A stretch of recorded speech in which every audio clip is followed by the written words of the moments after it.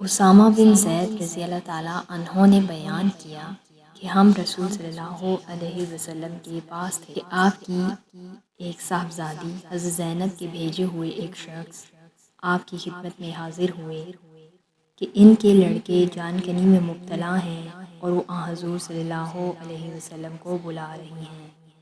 حضرت محمد صلی اللہ علیہ وسلم نے ان سے فرمایا کہ تم جا کر انہیں بتا دو کہ اللہ ہی کا سب مال ہے، جو چاہے لے لے اور جو چاہے دے دے، اور اس کی بارگاہ میں ہر چیز کے لیے ایک وقت مقرر ہے۔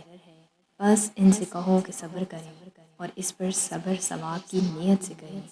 صاحبزادی نے دوبارہ آپ کو قسم دے کر کہلا بھیجا کہ آپ ضرور تشریف لائیں۔ چنانچہ حضور صلی اللہ علیہ وسلم کھڑے ہوئے اور آپ کے ساتھ سعد بن معاذ اور معاذ بن جبل بھی کھڑے ہوئے۔ پھر جب آپ صاحبزادی کے گھر پہنچے تو بچہ آپ کو دے دیا گیا اور اس کی سانس اکھڑ رہی تھی جیسے پرانی مشق کا حال ہوتا ہے۔ یہ دیکھ کر حضرت صلی اللہ علیہ وسلم کی آنکھوں میں آنسو بھر آئے۔ اس پر سعد نے کہا یا رسول اللہ یہ کیا ہے؟